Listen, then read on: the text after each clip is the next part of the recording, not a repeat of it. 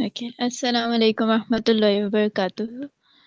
My name is Sayyida Maliha Asif and I am the captain of G8 and 13.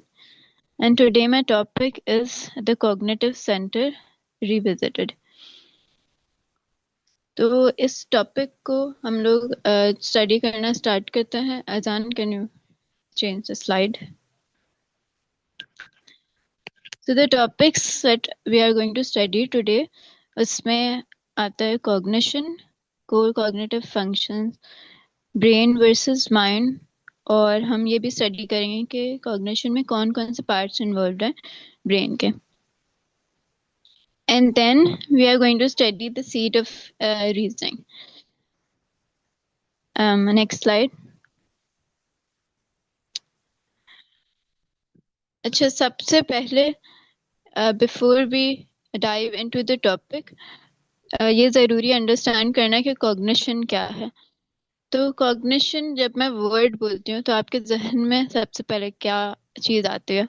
That matters more. Before we build on to that concept, it is better to understand कि हमारे जहन में पहले से क्या मौजूद है. So I would like you to write in the comment section, the chat, कि आपको क्या लगता है cognition क्या है.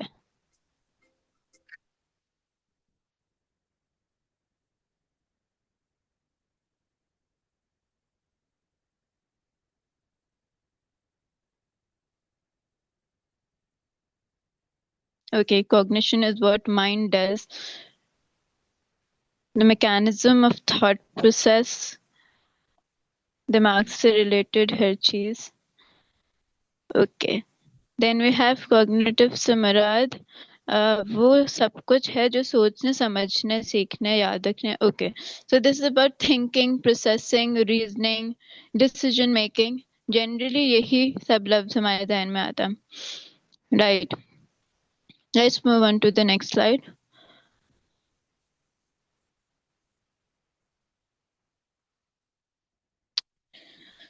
तो ये है डेफिनेशन द ह्यूमन कॉग्निशन की.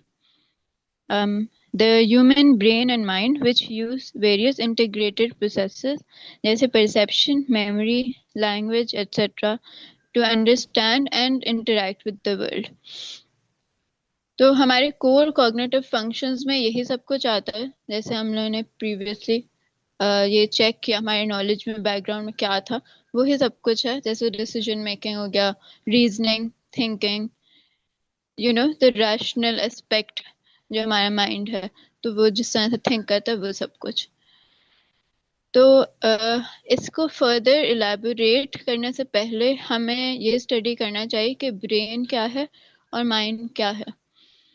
तो नेक्स्ट जो स्लाइड है वो इसी चीज के बारे में है. अजान, द नेक्स्ट स्लाइड. तो जब हम ब्रेन बोलते हैं तो हम लोग जब ब्रेन वर्ड यूज करते हैं तो वो डिफरेंट कंटेक्स्ट में यूज होता है, और माइंड जो है वो डिफरेंट कंटेक्स्ट में यूज होता है.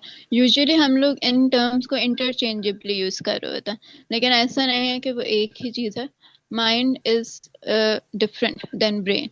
और वो कैसे डिफरेंट है? ब्रेन जो है वो फिजिकल ऑर्गन है. You can touch it, you can you can feel it in the physical dimension, then tangible concept है.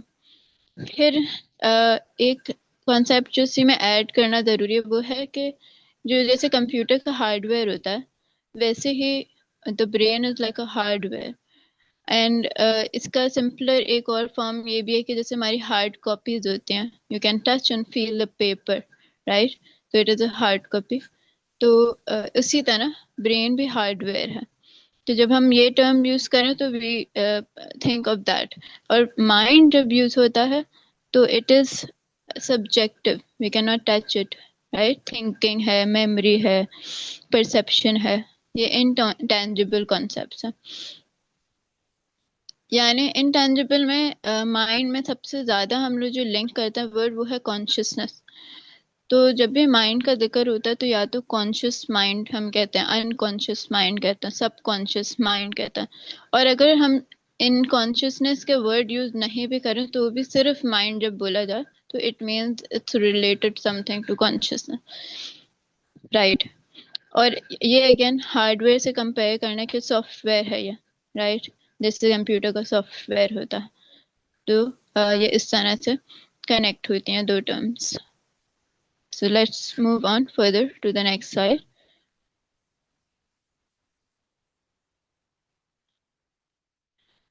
So ब्रेन और माइंड हम लोगों ने स्टडी कर लिया। अब हमें इसको लिंक करना है विद अ टॉपिक जो हमने स्टार्ट किया था कॉग्निशन से, कि कॉग्निशन जो है वो ब्रेन में किधर अराइज हो रही है। कॉग्निशन के डिफरेंट डिफरेंट सेंटर्स हैं ब्रेन में। It's not easy to locate one area because it is a network जिसमें वो कनेक्टेड है, सारे ब्रेन इंटरलिंक्ड है। तो उसके बाद फिर कॉग्निशन जो है सामने आती है। कॉग्निशन एक फंक्शन है, राइट। तो कॉग्निशन के डिफरेंट डिफरेंट फंक्शन है, थिंकिंग, रीजनिंग, जैसे हमने कहा। तो इसमें हम लोग थोड़ा सा देखते हैं इसमें जो डायग्राम है। तो Adhan, if you can zoom in onto the frontal lobe.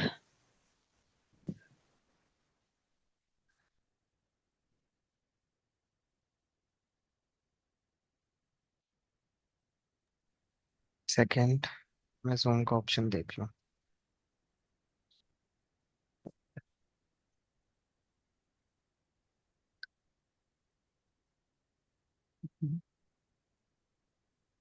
Zoom का ऑप्शन मुझे भी नहीं मिल रहा। Okay, can you all see this?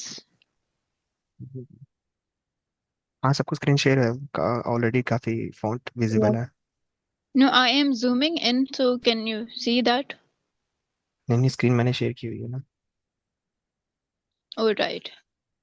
The bell, अगर नहीं भी हो रहा तो इसमें बेसिकली ये है कि जो पिंक वाला पोर्शन है बिल्कुल स्टार्ट में, that is the frontal lobe, and उसके पीछे जो है वो है temporal lobe, right, and then parietal and then occipital. ये जो पार्ट्स हैं वो हायर ऑर्डर इंटीग्रेटिव प्रोसेसेस में इन्वॉल्व हैं, और जो नीचे वाले हैं वो हाइपोथैलेमस, एमिग्डालॉइड बॉडी, वो सारे लोअर इंटीग्रेटिव प्रोसेसेस में काम आते हैं। तो बेसिकली जो फ्रंटल लोब है उसका एक पोर्शन है pre frontal cortex which is responsible for reasoning. जबकि अभी हमने बात की थी कि जो ब्रेन है उसमें मल्टीपल एरियाज हैं, लिंक्ड है। रीजनिंग भी अगर हम बात करें तो it's not like just one portion of the brain is linked with it, but इसमें मेजर पार्ट जो है वो प्रीफ्रंटल कॉर्टेक्स का है।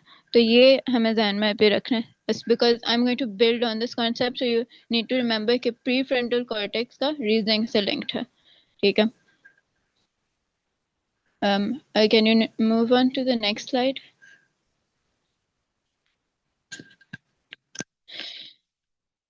अच्छा, अभी हमने बेसिक सा कॉन्सेप्ट तो देख लिया कि प्रीफ्रंटल कॉर्टेक्स का रीजनिंग से लिंक है, but you know how do you know that for sure? अभी कोई रिसर्च आई है कि नहीं? तो ये जो रिसर्च है that is linked with how lateral prefrontal cortex is linked with moral sense and judgment. So all of you can go through that. I'll share that.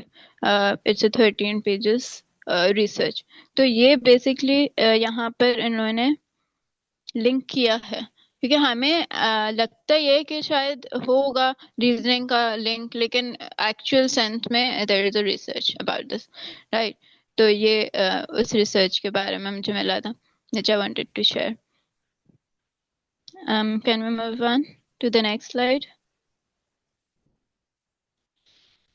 Right, so scientific science में तो हमने study कर लिया. What does the Quran say about thinking, reasoning, or maybe prefrontal cortex, frontal lobe? तो ये जो है सूरत अल-अलक की आयत है। तो इसमें जो है as it is mentioned below, say, no, if he does not stop, we will surely drag him by the forelock, a lying, sinning forelock. तो ये जो साइंटिफिक फैक्ट इवन टॉप पे लिखा, center of lying and sin exist in the frontal lobe of the brain. So when we read about this, what is the first thing that comes to mind? Sinning means choosing to do the wrong thing, right? Wrong deed. That's how it is.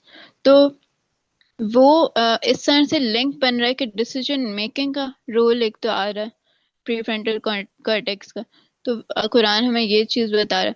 तो ये चीज linking it with the scientific even concept जो हमने study किया, even with the research, तो I hope that links that I am making वो clear है, right? Can we move on to the next slide? तो अभी तक हमने क्या स्टडी किया कि कॉग्निशन क्या होती है, उसके बाद रीजनिंग क्या होती है। रीजनिंग का हमने सेंटर जो पढ़ा वो प्रीफ्रंटल कॉर्टेक्स, हमने देखा कि दिमाग के अंदर एक पोर्शन है which has the major portion that controls reasoning is prefrontal cortex. उसके बाद हमारे पास ये फर्दर टॉपिक्स हैं जो है सदर एंड रीजनिंग। सदर seed of understanding, acceptance, true intellect, sadr and Islam, layers of cognition। तो इसको हम लोग फर्दर स्टडी करते हैं एक एक करके ताकि वो एक कॉन्सेप्ट जो है एब्जॉर्ब हो जाए। अजान, can you shift to the next slide? Okay, so this आयत is important to study because एक तो ये चीज है इस आयत के अंदर, पहले सूरतुल हज की आयत है, ठीक है, आयत नंबर 46, एंड तर्जमा जो है इसका, have they not travelled through out the land so there hearts में रीजन एंड देयर ईयर्स में listen, indeed it is not the eyes that are blind but it is the hearts in the chest that grow blind, right? तो इस आयत को मैंने इसलिए study करना start किया था because I found a link between heart and reasoning, that was one thing. लेकिन इसमें एक और वर्ड नजर आता है जो है सदर। सदर जो है वो सच समझ नहीं आ रहा होता है बिकॉज इसमें सदर का मतलब हमें जो बताया गया होता है front part of the body, chest, या तो एक जहन में आता है रिब केज लेके, बट वो क्लियरली फिट नहीं हो रहा था कि इसमें सेंस कैसे बन रही है कि रीजनिंग और इंटेलेक्ट की बात हो रही है तो रिब केज तो ऐसा कोई काम नहीं कर रही होती, यू नो, तो इट्स लाइक दैट। तो कुछ क्वेश्चन ऐसे आता है। सेकेंडली इसके अंदर जिक्र है सदर का, अकल का, कल्ब का। तो हमें ये तीनों वर्ड्स जो हैं वो इन फोकस रखने होंगे ताकि फिर हम लोग इसको इन तीनों को लिंक कर सकें, right? Azan, can you shift to the next slide? So this is Sadr as the seed of understanding and acceptance। सदर का ऐसा हमें अभी कुछ क्लियर नहीं होगा, लेकिन इसमें सदर में हमने जैसे चेस्ट का पढ़ा, front part of the body, chest, मतलब इसमें माइंड का नहीं, ब्रेन का नहीं, कुछ लग रहा है हार्ट का ही है जिक्र, लेकिन किस तरह से वो समझ नहीं आ रही अभी भी कि उसका कॉग्निशन से क्या लिंक होगा, राइट? हार्ट का हमें पता है, वैसे मेटाफोरिकली हमें पता होता है कि अच्छा जजमेंट बिलीफ उधर रिजाइड करता है, लेकिन सदर का उसका कैसे लिंक है तो वो हम थोड़ा सा और स्टडी करें। सदर is the seed of understanding and acceptance. जो इब्ने कसीर ने ये मेंशन किया है कि एक्सपेंशन ऑफ द चेस्ट के बारे में जो उन्होंने बताया कि द एक्सपेंशन ऑफ द सदर means widening it to accept the truth and submit to it. And there is an ayat which is, whomsoever Allah wills to guide, he expands his sadr to Islam।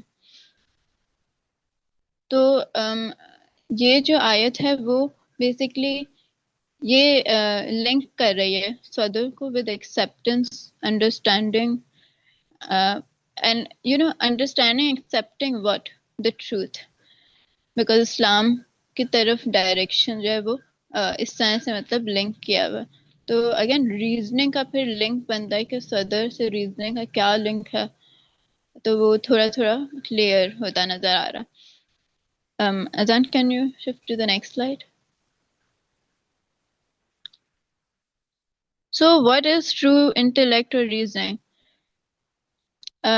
So the brain shows you जैसे हमने pre frontal cortex में study किया, तो brain shows you what is right और wrong, it shows you what is true or false. You have choices, right? But what or who gives you the reason to choose between truth and falsehood, between the right and wrong, and who decides? सबसे पहले इसमें एक point ये है कि intellect और reasoning जो है वो ट्रू सेंस में क्या है। क्या सिर्फ सोचना इंटेलेक्ट है? क्या बहुत ज्यादा सोचना इंटेलेक्ट होता है? हमें थोड़ा डिफरेंट मीनिंग नजर आता है, और वो जैसे हमने पिछली आयत में भी पढ़ा है कि will to submit to Allah's words, वो जो है ना वो सदर का एक मीनिंग है, एक पर्सपेक्टिव है।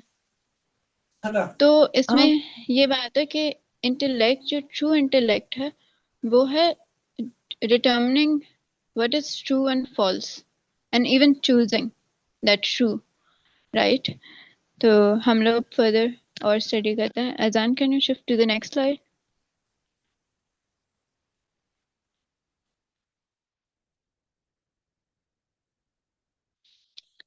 तो सदर एंड इस्लाम, इसमें जो है इस आयत में basically mentioned here. I will read the translation. Whoever Allah wills to guide, He opens their heart to Islam, but whoever He wills to leave astray, He makes their chests tight and constricted, as if they were climbing up into the sky. This is how Allah dooms those who disbelieve. Okay, so this is about Sadr and Islam. इसमें connect किया हुआ है जो underline हुए हुए हैं orange से, right? So there's Sadr and Islam being connected now. तो इस आयत के अंदर एक तो हम लोगों ने स्टडी कर लिया कि सदर और एक्सपेंशन का एक कॉन्सेप्ट है, यानी अंडरस्टैंडिंग और एक्सेप्टेंस का एक कॉन्सेप्ट, जो यानी एक्सपैंडिंग रीजनिंग, अंडरस्टैंडिंग, एक्सेप्टेंस, ये जहन में आ रहा है, राइट? और सेकंड जो हमारा है इसी में, वो है कंस्ट्रक्शन से रिलेटेड के difficulty in accepting the truth, right? Chest tight हो रहा है, chest constrict हो रहा है. So what we are really connecting in all of this thing is के expanding the cognition and constricting the cognition, इस तरह की मीनिंग आ रही है, राइट? तो इस सब को हम लोग अब थोड़ा सा इसको लिंक करेंगे, इसको समराइज करेंगे। जो कुछ हमने स्टडी किया, हमने ये स्टडी किया साइंस में ये किस तरह से कॉन्सेप्ट पाया जाता है रीजनिंग का, और हमारे पास कुरानिक एस्पेक्ट से वो किस तरह से लिंक्ड है, how reasoning is linked with the truth, right? Determining between the truth and falsehood, and कौन डिसाइड कर रहा है, राइट? तो अब हम नेक्स्ट स्लाइड पे जाते हैं। तो ये है बेसिकली एक summary of all the concepts. ये है कॉग्निशन के लेयर्स जो हमने स्टडी किए। सेंसरी इनपुट जो है वो आता है माय ब्रेन, जो रिसीव करता है my brain from the environment around us, और इसके बाद ब्रेन हमारा प्रोसेस करता है उस इंफॉर्मेशन को। जैसे कंप्यूटर का सीपीयू होता है, वैसे ही हमारा ब्रेन प्रोसेस करता है, अंडरस्टैंड करने की कोशिश करता है, इवन चॉइसेस को नजर आता है। फिर उसके बाद सदर जो है वो फर्दर बेसिकली जो चॉइसेस हैं उनमें से किसको एक्सेप्ट किया जाए उसकी तरफ एक डायरेक्शन शो करता है, the openness and the resistance या rejection of the truth, right? वो एक पर्सपेक्टिव आता है। तो सदर उस चीज के बारे में हमें that's how it is placed basically. फिर उसके बाद जो है हमारे पास कल्ब आता है। कल्ब जो है is about judgement and belief. तो सदर ने एक्सेप्ट कर लिया, अब कल्ब को जो है वो बिलीफ सिस्टम के अंदर उस चीज को इंटीग्रेट करना है, क्योंकि अगेन वी नो अबाउट कल्ब, राइट? कल्ब is about intention and reasoning, कि वहां से इंटेंशन अराइज हो रही है। तो वो फिर उसके बाद डिसाइड करता है, और फिर हम लोग फर्दर एक्शन प्रोड्यूस करता है कि हम सही वाला चूज करें या गलत चूज करेंगे. Right, this is how all of it is connected. We can see it in the direction like ascending way में, जैसे sensory input, brain processing, sadur, qalb, and then action, or we can reverse it. Action से पहले हम लोग देख सकते हैं, right? qalb का रोल है, फिर sadur का है, फिर brain processing का है, sensory input का. ये सब interlinked है, और मतलब क्या कहते हैं, आगे पीछे they are interlinked when things are being processed, but core जो role है वो हमारे heart का reasoning में आता है. All right, so let's move on to the next slide. So concluding this presentation, the real question to ask is, where is the heart in today's definition of belief and moral judgment, right? कि हमारे definition जो आजकल की है उसमें even reasoning में भी हमें इतना बता दिया जाता है कि हाँ, truth and falsehood, right and wrong make sense, but we don't talk about कि हार्ट में वो बिलीफ पाया जाता है, और जो डायरेक्शन, जिस तरफ डायरेक्शन है वो भी हमें इस्लाम दिखा रहा है. What is the truth?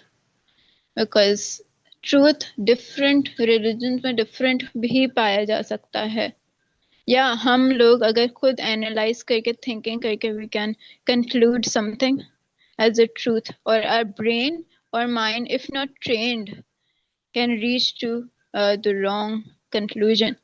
तो हमें क्या करना है? रिलाई करना है on our heart, and we have to train it through the Quran.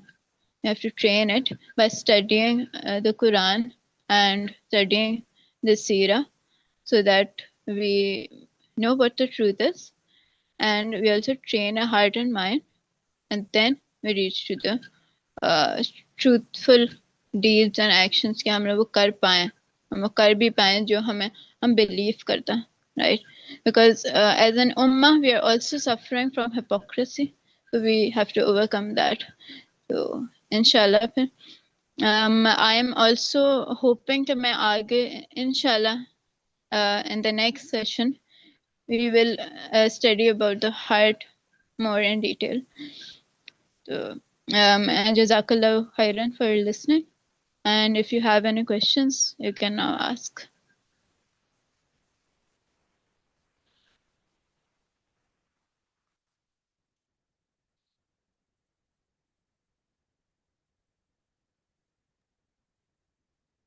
जी, आप लोग वन बाय वन म्यूट कर सकते हैं. तो फातिमा, आप अनम्यूट कर लें. जी, अस्सलाम वालेकुम. मेरा सवाल ये है कि मैंने काफी टर्म्स में मैंने इंटरचेंजबली ये देखा है कि रूह और जो कल्ब है उन दोनों को एक साथ इस्तेमाल किया जाता है. तो how are both of them different? कल्ब और जो रूह है वो कैसे आप इसको डिफरेंशिएट करेंगे, लिंक कैसे है? Thank you.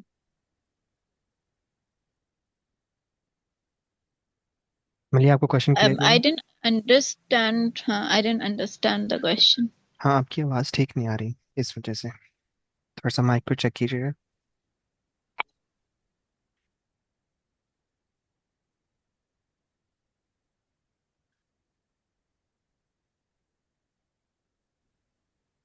हाँ फातिमा, दोबारा आप क्वेश्चन कीजिएगा क्योंकि आपका माइक ठीक नहीं है, इस वजह जी, से. आपको आवाज आ रही है? मच जी. बेटर. हाँ हाँ जी, मेरा सवाल ये है कि रूह और जो कल्ब है, तो इन दोनों को डिफरेंशिएट करें कि ये कई जगह पे एक साथ इस्तेमाल होता है इंटरचेंजबली, बट मैं डिफरेंस पता करना चाहती हूँ कि इन दोनों में और लिंक्ड कैसे हैं ये दोनों आपस में. Thank you. किस पे लिंक है? हार्ट और वो कल्ब का आपने कहा, और रूह. रूह, हम्म. राइट? इस अच्छा, तो बेसिकली जो रूह है उसके बारे में हमें थोड़ा कम पता होता है. We have a lot of in depth research about it, but how it is linked with the कल्ब. तो हम इसको स्टडी कर सकते हैं थ्रू द तज़किया, के जो एक कॉन्सेप्ट होता है. तो उसमें हम लोग स्टडी कर सकते हैं उसका लिंक कैसे है। वैसे तो मैं I hope to explain it in the next session, but आप ही सर्च करें। मैं इसको फर्दर और डिटेल में कनेक्शन ढूंढने की कोशिश करूँ। I don't really know the exact connection between the two.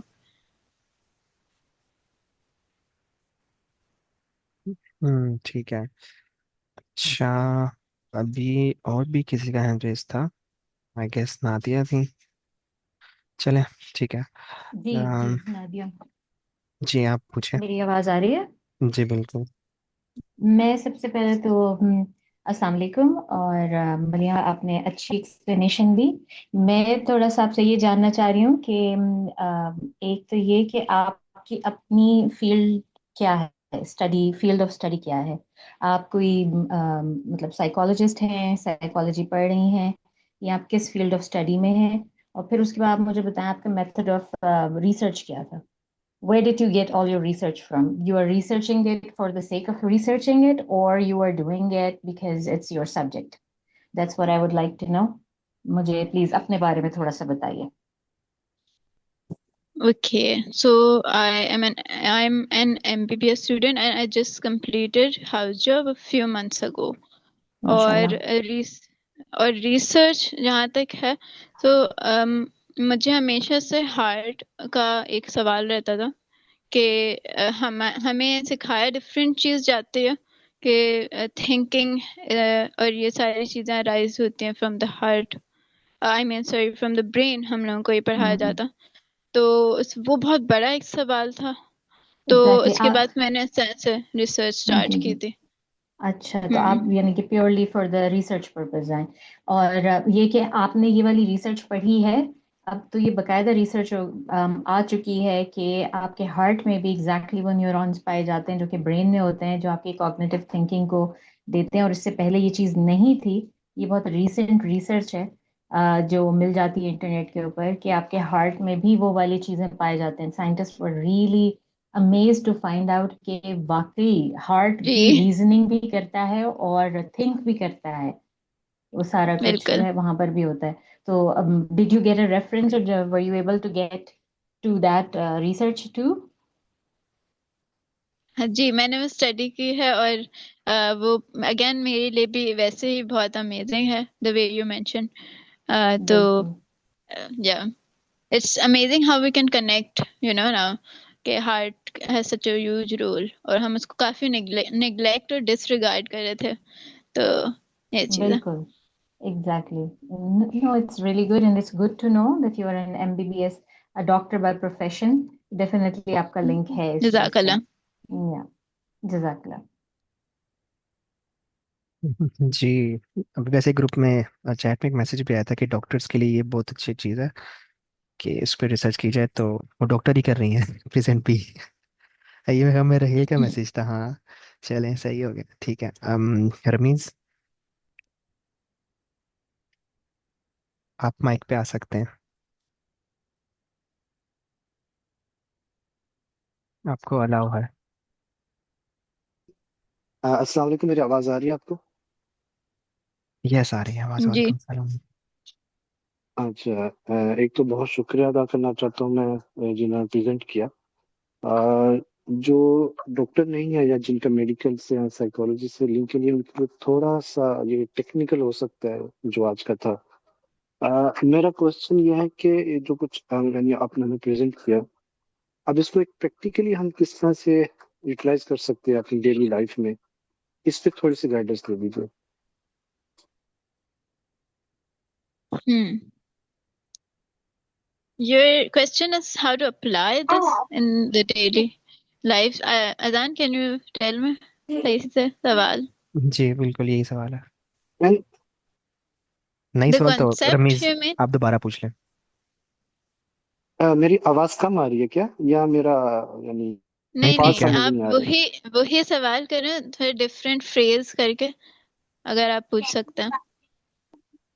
अ, मैं ये पूछना चाह रहा था कि जो आज की मतलब प्रेजेंटेशन थी, माशाल्लाह बहुत अच्छी प्रेजेंटेशन दी आपने। How we can use this in our daily life, this information which you give? Right.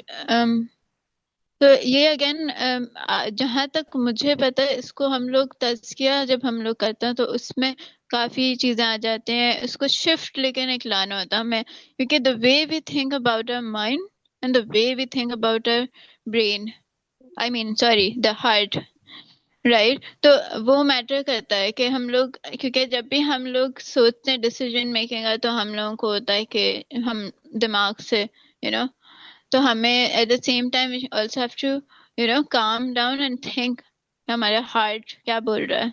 मतलब हम लोग हार्ट को उस सेंटर में रखते नहीं उस टाइम। तो हमें उस टाइम की काफी सारी इस टाइम की ट्रेनिंग और वो होती है। Psychology has studied a lot about this as well. मतलब वहाँ पे बहुत सारी स्टडीज एंड ट्रेनिंग है। There are lot different things जिससे आप शिफ्ट ला सकते हैं वैसे। there are like breathing exercises that can help you, like de-stress, because दिमाग से बहुत ज्यादा सोचते हैं वो स्ट्रेस में जाते हैं आप। तो इस तरह के बहुत सारे ऐसे हैं exercises. I'll share them in the group if I can. I'll do that inshallah. Okay, बहुत शुक्रिया, in thank other you. Words जिम बहुत ज़रूरी है। जी। या मजाक नहीं कर रहा, बिकॉज उसकी रीज़न है कि जो हमारा कोर्टिसोल हार्मोन होता है वो स्ट्रेस बहुत क्रिएट करता है, और हमारे वो जो फैट्स बन जाते हैं मसल्स के ऊपर, तो मसल्स में स्ट्रेस क्रिएट करता है अगर हम लोग उसको ठीक से यूटिलाइज ना कर रहे हैं कोर्टिसोल को। तो वो फिर देख लें, हम्म, एक ओबेसिटी का लेवल आता है, आपकी जो बॉडी के मेजर पार्ट्स हैं, बाइसेप ट्राइसेप्स हो गए थाइज हो गई, यहाँ पे जब उन मसल्स के ऊपर स्ट्रेस जमा होता है तो ये कोर्टिसोल लेवल इतना मामला ख़राब करता है कि फिर वो आपको पता है बाद में एग्जाइटी और डिप्रेशन और ये चीज़ें ज़्यादा होनी शुरू हो जाती हैं। तो उसका बेस्ट वे आउट यही होता है कि आपने उसको बैलेंस रखना होता है कोर्टिसोल को। मेजर पार्ट उसका यही होता है कि आप जिम करें, एक्सरसाइज करें, बाकी और एहसान भाई इसके आपने साथ पिछले। एक और पॉइंट है जो मुझे ऐड करना था, वो था sleep wake cycle. You have to get you have to sleep well and get up at a better time, जो हमें इस्लामिकली हमें जो पता है हम वो करेंगे ना। तो फिर जो हमारे, क्योंकि the release of cortisol also depends on your sleep wake cycle, है। ठीक है, एहसान भाई आपसे रिक्वेस्ट है कि आप किसी कैप्टन को एक जिम का टॉपिक दें। मुझे अपनी कम्युनिटी में देखना होगा कि जिम कौन अच्छा करता है पहले तो। ये भी सही है। चले, ठीक हो गया। ओके ओके, थैंक यू, शुक्रिया, जजाकल्ला। जजाकल्ला। जी अहमद।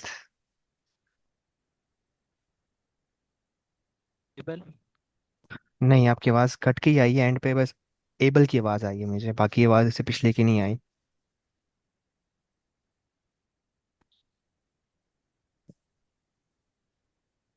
जी अहमद, आपका माइक ओपन आ अच्छा रहा है तो बट। हाँ, आ गई आवाज़ अब। जी आप पूछें। सही सही। अच्छा, मेरा सवाल था कि जो अपना लेयर्स ऑफ कॉग्निशन वाली स्लाइड थी, इसका हम्म। ज़रा सा अगर मतलब एविडेंस मिल जाए तो ज़्यादा बेहतर होगा। अच्छा, जहाँ तक एविडेंस की बात है, it was through research. Okay, so what I have presented, that was how I reached to that. तो क्या कहते हैं, इसको फर्दर हम देख सकते हैं कि साइंस में किस तरह से वो है और इसका एविडेंस क्या है एग्जैक्टली अगर हमें लिंक करना है। बट जितना मैंने एक्सप्लेन किया तो मैं इस कंक्लूजन पे पहुंची थी, तो वो मैंने शेयर किया था। ने अपना अपना सदर से seat of understanding and accepting का मायने लिया था। तो इसका एविडेंस क्या है? क्योंकि आपने मतलब जो अकवाल वहाँ लिखे हैं वहाँ पर तो मतलब वो मुरक्कबात की तारीफ हो रही थी ना, जैसे अपना अपना शरह हम्म। अपना सदर है तो वो एक मुरक्कब है। हम्म। उसका मायने जो है वो अपने सदर से मुख्तलिफ हो सकता है। और बिल्कुल कह लें कि एक मुहावरतन भी इस्तेमाल हो सकता है, तो वहाँ से तो हम डेफिनेशन ही इसकी न ले सकते ना। हम्म। तो ये एक this is a good question, because this is the main actually question. हमें बहुत टाइम तक कल्ब को ये बताया गया है कि it is a seat of understanding, acceptance, reasoning in a metaphorical sense, right. तो अब तो लेकिन हमारे पास इवन हार्ट में काफी कुछ, इवन न्यूरोकार्डियोलॉजी में काफी कुछ मिल रहा है जो लिंक कर रहा है हार्ट को ब्रेन से, और उसमें भी हार्ट का रोल ज्यादा है रीजनिंग में। ये सब कुछ हमें मिल रहा है एविडेंस। तो अब तो वो कंफ्यूजन भी आई थिंक अब आहिस्ता आहिस्ता दूर हो रही है। जो मेटाफोरिकल सेंस में बात नहीं हो रही, लिटरल सेंस में बात हो रही है। तो ये चीज है।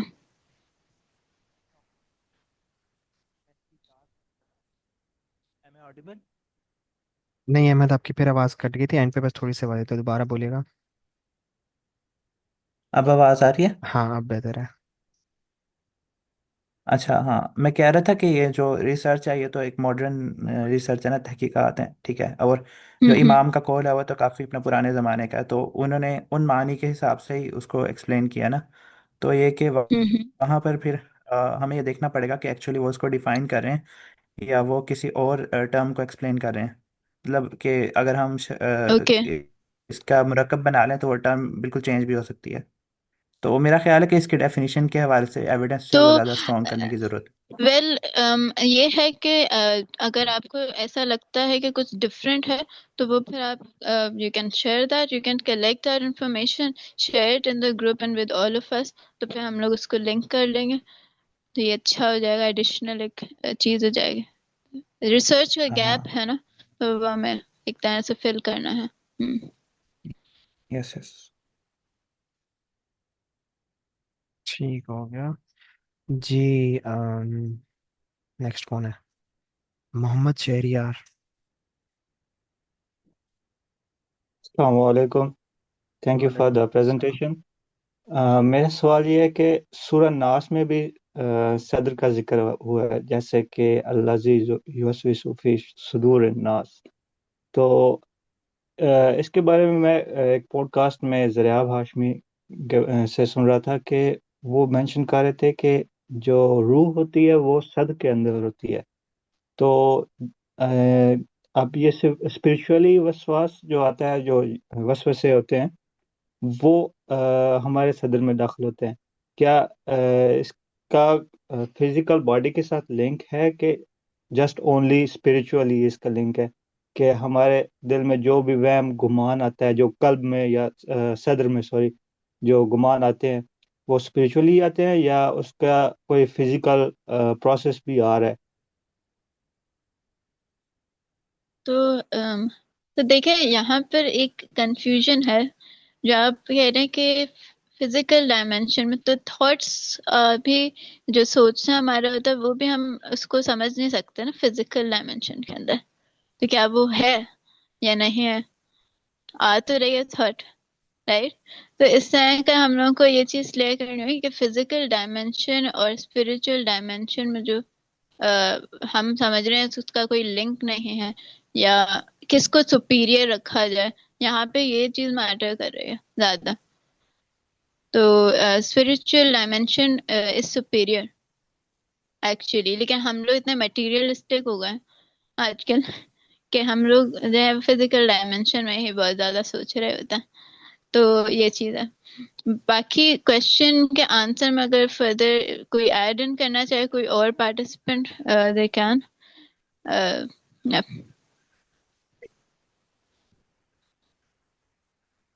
क्वेश्चन एक दफा फिर से रिपीट करेंगे? जी। आई कि थिंक सवाल ये था कि जो रूह होती है वो सदर के अंदर होती है।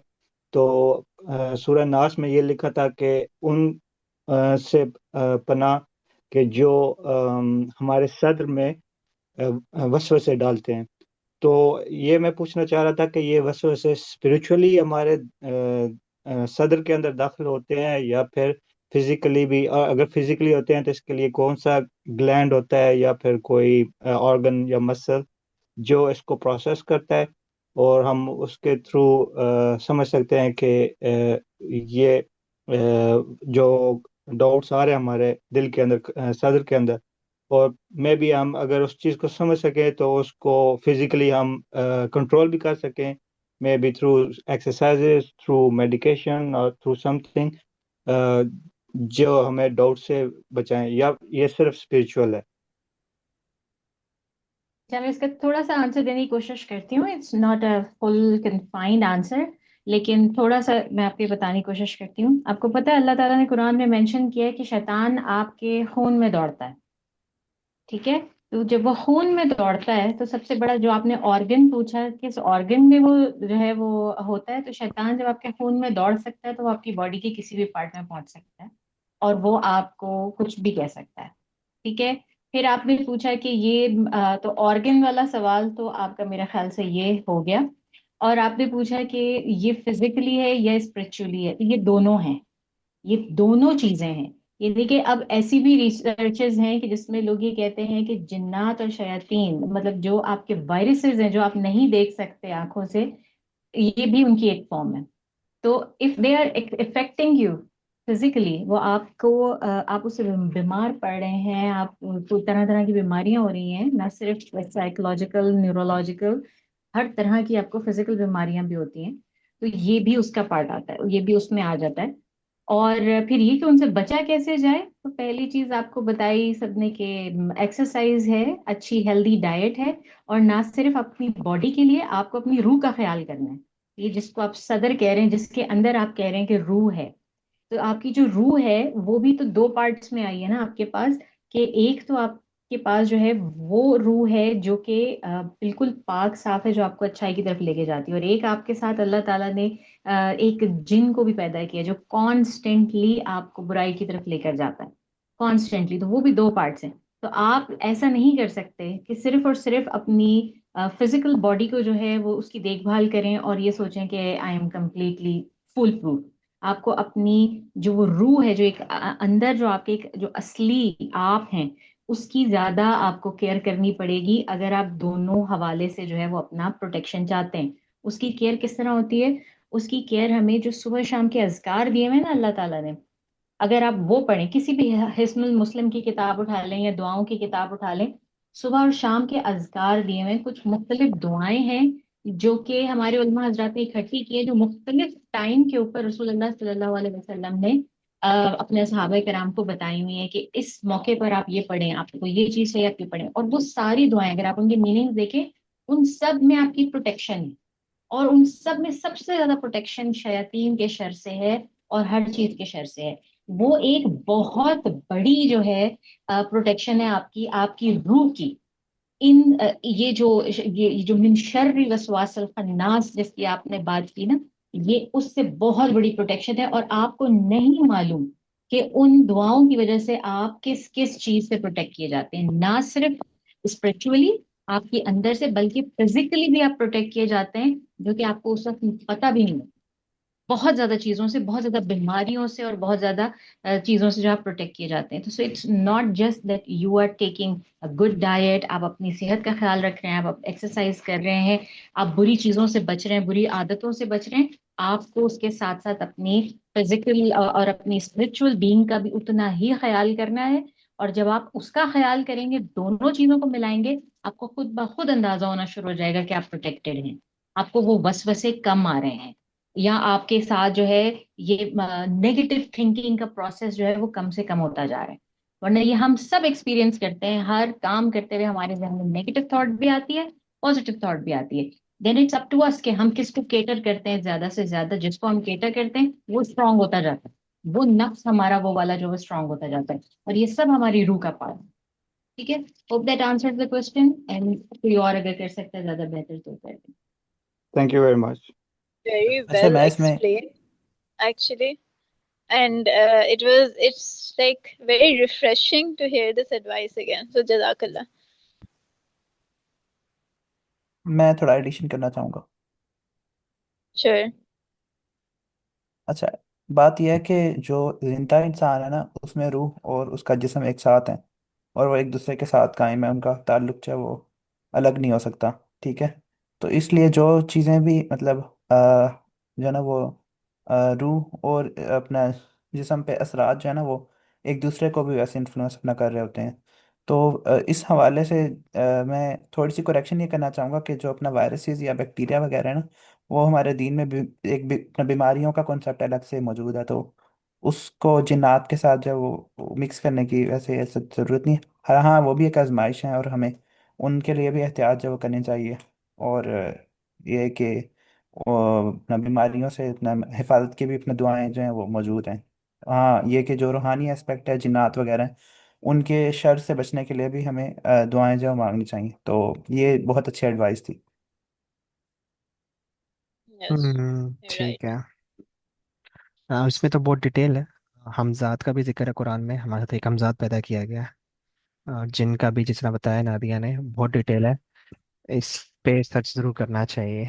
ये बहुत ज़रूरी चीज़ है। ऐसे ही नहीं, नबी करीम सल्लल्लाहु अलैहि वसल्लम ने इतने अस्कार और दुआएं बताई हैं जगह जगह। और शैतान के बस ये देख लो कि अल्लाह ने उसको ताकत जो दी हुई है, उसके पास जो मोहलत और ताकत है, दोनों चीज़ें, वो कहाँ कहाँ से कैसे कैसे हमले करता है, किन किन चीज़ों पे, औलाद माल के ऊपर भी हमले किस तरह से करता है। वैसे तो एक है, ठीक है, उसके पास ताकत, लेकिन जो औलाद और माल के अंदर वो इन्वॉल्वमेंट कर लेता है, वो आयत पढ़े तो इंसान एक दफ़ा शौक ज़रूर होता है।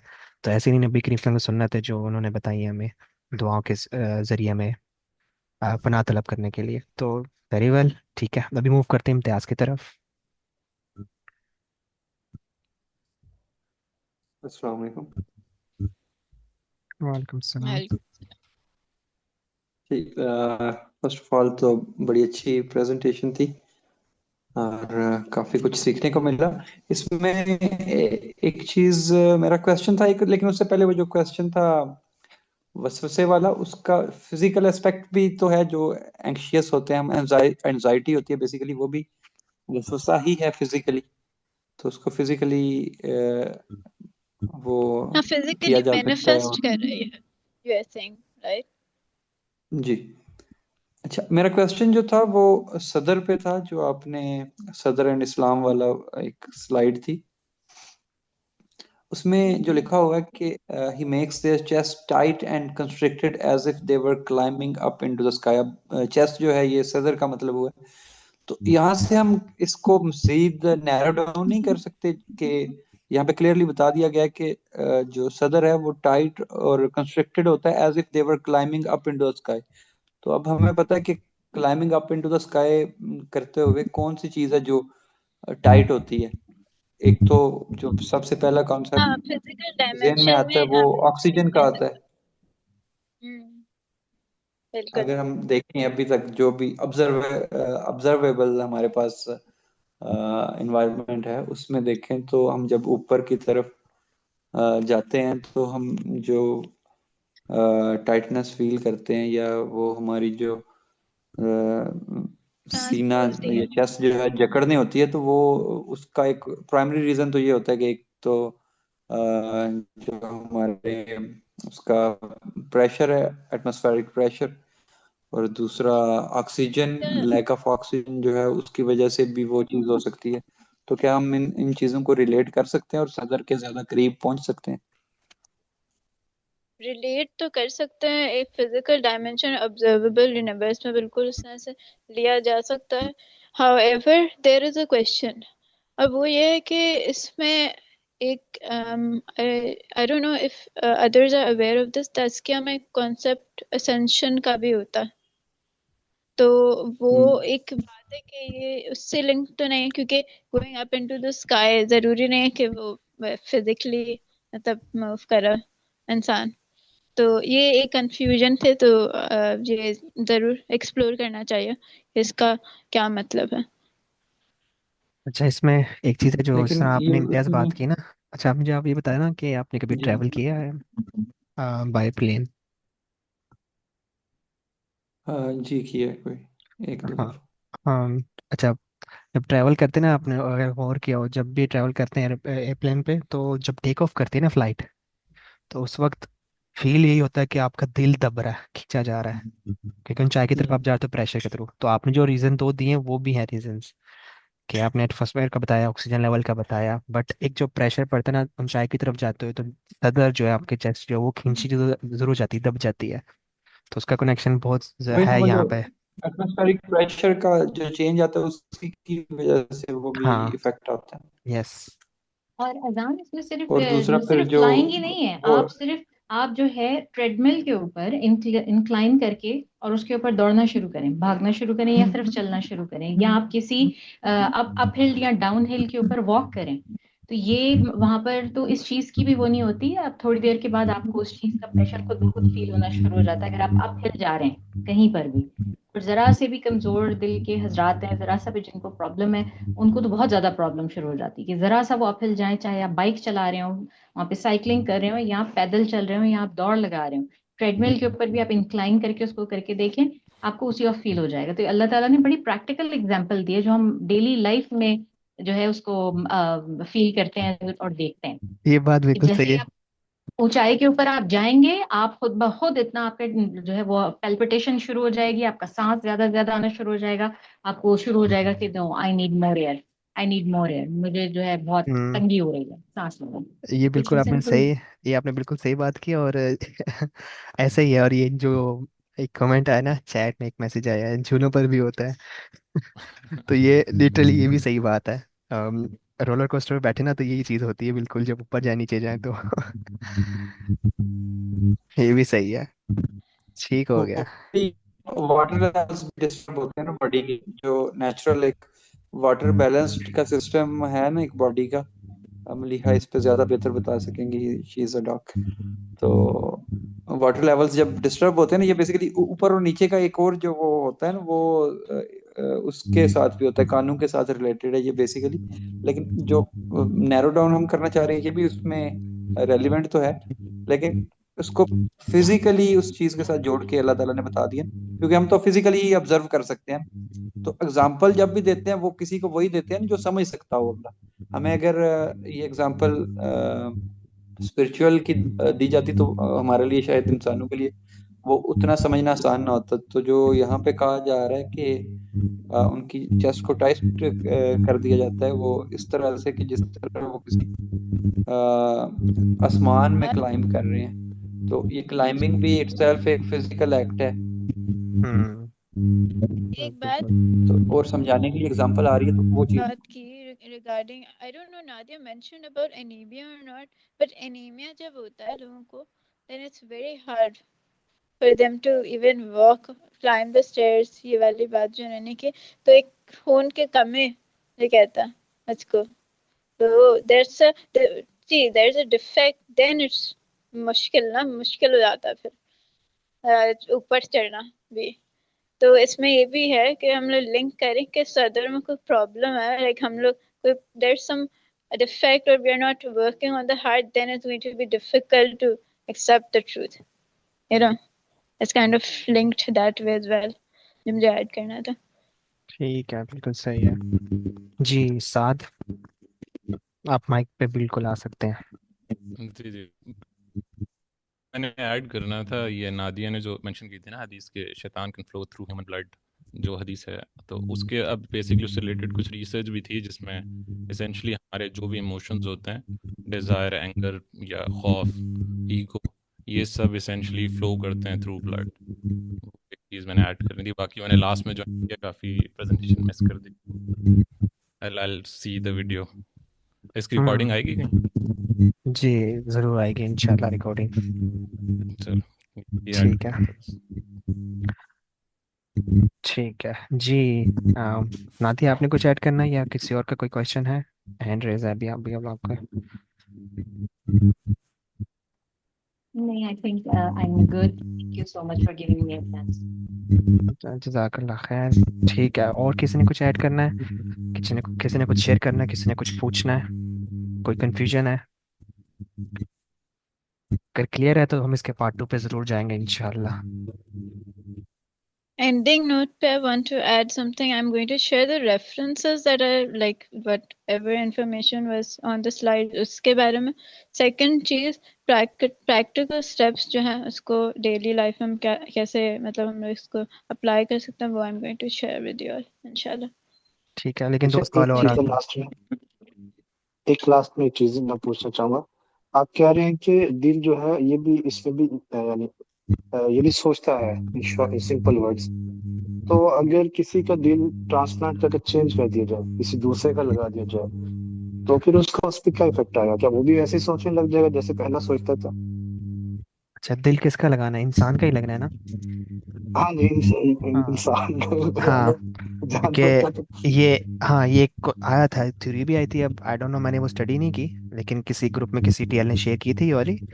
और उस पर बात भी हुई थी, बट मैंने उसके ऊपर तहकीक नहीं की। उन्होंने कहा था कि ये एक सर्जरी हो चुकी है, इसके ऊपर एक्सपेरिमेंट हो चुका हुआ है। तो इस लाइक कि फिर ये अल्लाह ने कुरान में बताया हुआ क्लियर कि तगय्युर फिल खल्क़िल्लाह ना करना। नहीं नहीं, अगर जैसे गुर्दा ट्रांसप्लांट किया जाता है इंसान का ही, जानवर का नहीं। वो जो आप सर्जरी कह रहे हैं वो तो शायद सुअर का लगाया था उन्होंने। हाँ अगर अब इंसान शायद के वो दिल पता नहीं किसने ट्रांसप्लांट किया शेयर तो किया था, उससे आपने किया था उसका किसने कोई, किया था? लेकिन नहीं नहीं, किसी और ने किया होगा। लेकिन वो भी इंसान मर गया था कुछ अर्से बाद, वो जिंदा नहीं रहा था ज्यादा देर। लेकिन अगर किसी हाँ हाँ। इंसान का ही लगा दिया जाए तो उसका फिर इस पे क्या इफेक्ट आएगा? यानी उसकी सोच का चेंज हो जाएगी या वैसी ही रहेगी, या दूसरे बंदे की सोच उसके अंदर आएगी जिसका यू दिल लगाया टॉकिंग गया? ट्रांसप्लांटेशन? ओके, सो हम्म। इसके बारे में है रिसर्च, और यानी न्यूरोकार्डियोलॉजी में अब इवन ये तक लिंक कर दिया कि हार्ट की मेमोरी है। And there are also research on के जब ट्रांसप्लांट होता है तो फिर डिफरेंस फील करता है इंसान, दूसरा इंसान के there is something different, like I am feeling different than what I used to feel before. तो इस तरह की है रिसर्च, उनको आप भी एक्सप्लोर करिएगा and share the conclusion about it, अच्छा। so we अच्छा एक can चीज़ link है। it. हाँ सही हो गया। इसमें मैं एक इंटरेस्टिंग शेयर करूं मैं, और हाँ शेयर कीजिएगा। मैं बस छोटे से एक बात ऐड करूँ कि मेरे एक सर्कल में है, भाई है मेरे छोटे, उनके उसके फ्रेंड है। उन दुआ तो ज़रूर करनी चाहिए कि अल्लाह ताला उनको सेहत दे, ज़िंदगी दे और महफूज रखे। उनका भी बहुत बड़ा इशू चल रहा है। तो डॉक्टर ने यही रिकमेंड किया कि आपको हार्ट ट्रांसप्लांट ही करवाना होगा, और कोई ऑप्शन नहीं है। उनकी ये कंडीशन है और वो काफ़ी यंग है, लाइक 30 साल भी उनकी उम्र नहीं है। तो उनका ये ट्रांसप्लांट की सर्जरी होनी है, और वो इंडिया के जाना है उन्होंने भी। ये पाकिस्तान में नहीं होनी, पाकिस्तान में नहीं हो सकती, ना डोनर है ना ये इस लेवल की सर्जरी होगी। तो इंडिया में डोनर भी उनको मिल रहा है और सर्जरी भी हो सकती है। तो वो अभी उन्होंने वहाँ जाना है, उसके लिए वो वर्किंग कर रहे थे डॉक्यूमेंटेशन और अमाउंट वगैरह के ऊपर। तो अल्लाह ताला खैर करे, देखते हैं कि ये एक्सपेरिमेंट कैसा रहता है। अल्लाह ताला उनको ज़िंदगी दे। लेकिन दिल लेकिन दिल का डोनर कैसे? चलो गुर्दे तो दो होते हैं, एक देख के एक तो काम चलता है, तो वो दिल का डोनर तो कैसे होता है? ये सोचने वाली बात है, बहुत ज़रूरी है कि जब ये पॉइंट मेरे सामने आया था तो हम लोग भी डिस्कस कर रहे थे कि इसमें क्या हुक्म हो सकता है, कि किस तरह आएगा। वो डिटेल पूछनी पड़ी, डिटेल के मतलब अब इसमें शरी हुक्म भी क्या आएगा, और मतलब अगला बंदा जो डोनर है वो उसकी खुद की क्या कंडीशन है, आया कि वो आखिरी लम्हात में जो है, और तो उसका दिल ठीक है कि नहीं है, किस किस तरह होगा, या उस वो खुद ही डोनर डोनेट कर रहा है और बस कह रहा है कि नहीं मैंने नहीं रहना। हमें अल्लाह आलम, अल्लाह ही जानते हैं बेहतर। तो उससे पूछेंगे डिटेल में तो फिर पता चलेगा। ये एक बहुत वैलिड सवाल है, मेरे दिमाग में भी यही सवाल आया था। एक सवाल मेरे पास भी है जी। कि अगर जो डोनर है उसका दिल में अगर वो लेट्स से वो बद है, और जो जिसको डोनेट किया जा रहा है वो बाद में हार्ट मेमोरी की वजह से उसके बिहेवियर में चेंजेस होंगे, तो जो उसके एक्शंस होंगे उसके कॉन्सिक्वेंसेस कौन बर्दाश्त करेगा, कि डोनर होगा या जिस बंदे ने एक्चुअली परफॉर्म किया है? जो परफॉर्म करेगा वही होगा, बाकी अल्लाह जानते हैं बेहतर। लेकिन वो जो दिल है तो उसकी मेमोरी है, वो तो उस बंदे ने उसमें जो डाटा है वो तुमने सेव किया, जो डोनर था उसने सेव किया। उस बंदे का मे भी कसूर ना हो क्योंकि वो मेमोरी के रिफ्लेक्सेस आ रहे हैं। अच्छा ये एक चीज़ है, मलिया इस पे आप सेकंड कीजिएगा कि जो दिल है क्या ये भी मेमोरी स्टोर करता है? क्योंकि ब्रेन का तो एक फंक्शन है ना प्रॉपर, हिपोथैलेमस बोलते हैं, क्या बोलते हैं, जो मेमोरी स्टोर करता है। ब्रेन तो थिंकिंग प्रोसेस जरूर करता है और न्यूरॉन्स जनरेट करके, इमोशन जनरेट करके टुवर्ड्स रेटिकुलर सिस्टम ब्रेन तक पहुंच जाती है। बट दिल क्या मेमोरी सेव कर रहा होता है? ये मेरे सेकंड की जगह, बट क्योंकि मैंने अब तक ऐसे पे कुछ नहीं पढ़ा ना था कि ना मुझे कुरान से कोई ऐसा क्लू मिला अभी तक। हाँ ब्रेन का तो पता है। तो और ब्रेन का तो नहीं ट्रांसप्लांट होता है कैसे, ठीक है अब तक तो ऐसा कुछ नहीं मैंने देखा। दिल का हो रहा है तो ये एक चीज़ फिर अलग हो जाएगी। तो दिल का जहां तक मैंने सर्च किया था तो there is information about this. However मुझे एग्जैक्ट चीज याद नहीं है, लेकिन उसका है कि एक तो ये चीज हमें पता है कि हार्ट का रोल, आई मीन हार्ट के जो पाथवेज ब्रेन तक जा रहा है वो ज्यादा है compare to the brain controlling the heart, वो कम है। मतलब ये तक हमें नजर आता है न्यूरोकार्डियोलॉजी में। फिर हमें ये फीलिंग और सेंस करने का ये हमें सर्किट मिलता है। और even memory functions, okay yes, तो मेमोरी फंक्शंस का भी यही है कि विद इन द हार्ट ही, मतलब ब्रेन का अलग मेमोरी का वो है, लेकिन हार्ट के अंदर भी there is a system which is responsible for short term and long term memory function, जो जो इवन इंडिपेंडेंट है न्यूरोनल कमांड से, जो ब्रेन से आ रहा। तो ये हमें मिलता या।